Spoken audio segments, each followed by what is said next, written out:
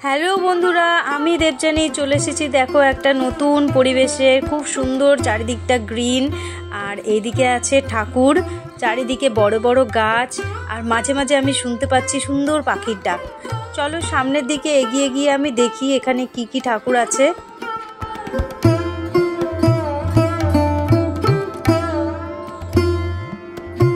এখানে আছে প্রভু শ্রী রাম শর্মা আচার্যের 4 জন্মের পরিচয়। এইদিকে আছে প্রথমে মহাত্মা কবির, সমর্থ গুরু রামদাস, শ্রী রামকৃষ্ণ পরমহংসদেব, প্রভু শ্রী রাম শর্মা আচার্য। দুপাশে গ্রাম্য পরিবেশের মধ্যে দিয়ে আমরা চলে এলাম গায়ত্রী শক্তিপীঠ ব্যান্ডেল রাজহাটে। তোমাদের জানিয়ে রাখি বন্ধুরা, শান্তিকুঞ্জ হরিদ্বারের অনুকরণে এই গায়ত্রী আশ্রমটি 2002 সালে ব্যান্ডেলের রাজহাটে নির্মাণ করা হয়েছিল। পণ্ডিত শ্রী রাম শর্মা আচার্য ও বন্দনীয়া মাতা ভগবতী দেবী এই অখিল বিশ্ব গায়ত্রী পরিবার প্রতিষ্ঠা করেন। এটি তারই একটি শাখা। শহরের কোলাহল আর ব্যস্ত জীবন ছেড়ে এই গ্রাম্য পরিবেশের মধ্য দিয়ে আমরা একটুখানি শান্তির খোঁজে এসেছি গায়ত্রী আশ্রমে।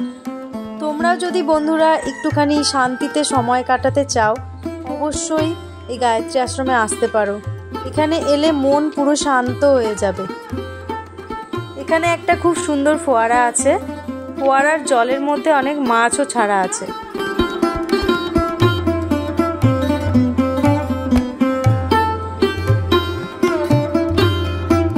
শীতকালে একটা কমন জিনিস যেটা আমরা সব জায়গায় দেখতে পাই, সেটা হচ্ছে বিভিন্ন রকমের রং বেরঙের ফুল গাছ।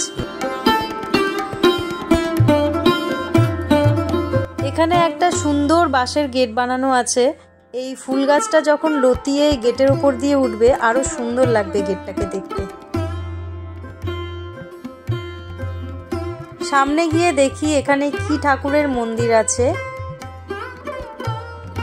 আজকে আমি আমার শাশুড়ি মায়ের সঙ্গে বেরিয়েছি। এই যে আমার শাশুড়ি মা ঠাকুর দর্শন করে বেরোচ্ছেন, আর আমি ঢুকছি মন্দিরে।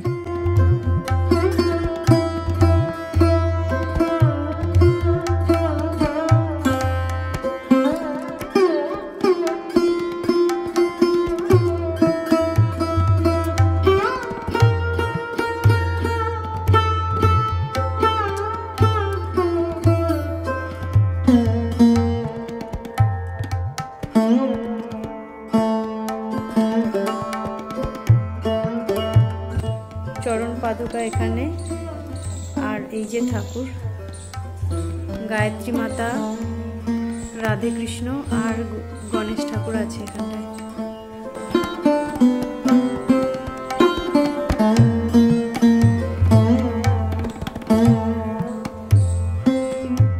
চলো এবার আগে গিয়ে দেখি আর কি কি আছে এই আশ্রমে।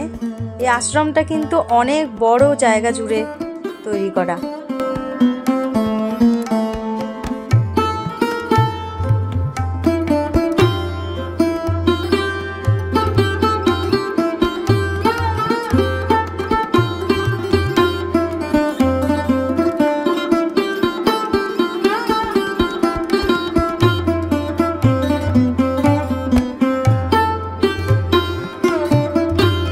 চলে এসেছি মহাকাল মন্দিরে। এই মন্দিরে 12টা জ্যোতির্লিঙ্গ স্থাপন করা হয়েছে। প্রত্যেকটা দর্শন করে নিই।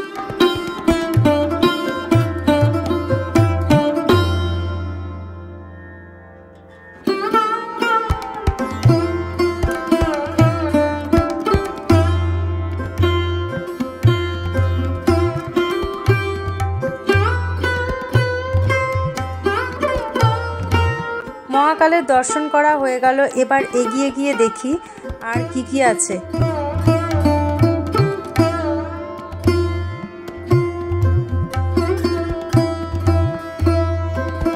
ও মা, এখানে একটা এত বড় গোশালা আছে, আর গরুটা দেখো কি সুন্দর আমার দিকে তাকিয়ে আছে।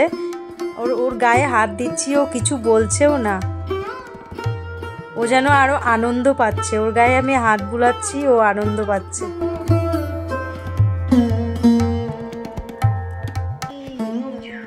সুন্দর দেখছো না?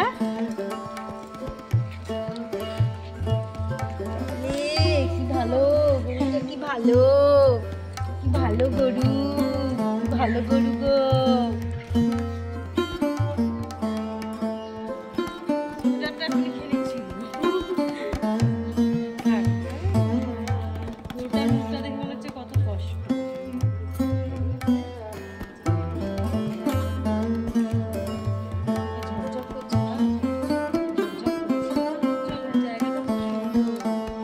গোশালার পাশ দিয়ে যেতেই এত সুন্দর একটা জায়গা চোখে পড়লো যে আমি যেন খুশিতে পুরো চরকি পাকের মতো বনবন করে ঘুরতে শুরু করে দিলাম। দেখো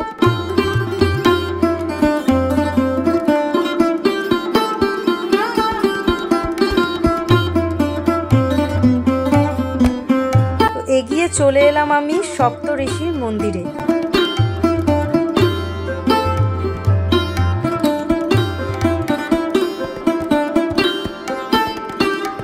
মন্দিরে ঢুকে প্রথমেই দেখতে পেলাম মহাঋষি ভাগীরথ, তারপরে আছেন মহাঋষি বাল্মীকি, তারপরে আছেন মহাঋষি যাঞ্জবালক্য,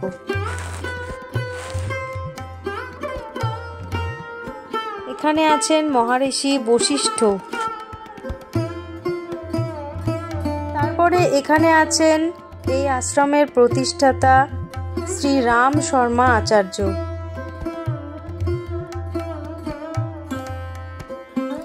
এদিকে আছেন বৈদ্য মাতা গায়ত্রী দেবী, ইনি হচ্ছেন শ্রীমতী ভগবতী দেবী।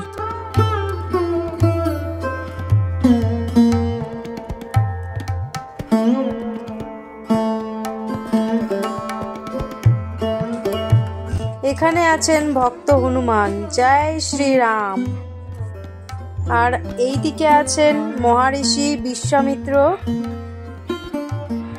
তারপরে আছেন মহাঋষি চরক, আর এইখানে আছেন মহাঋষি পরশুরাম। তো এই 7টি ঋষির নাম অনুসারে আমাদের সপ্তর্ষি মণ্ডল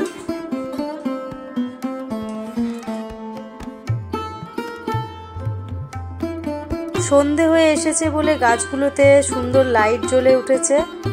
আর ফেরার পথে দেখতে পেলাম আমি আর একটা গোশালা। দেখো এইখানে সব বাচ্চাগুলো আর ওখানে সব বড়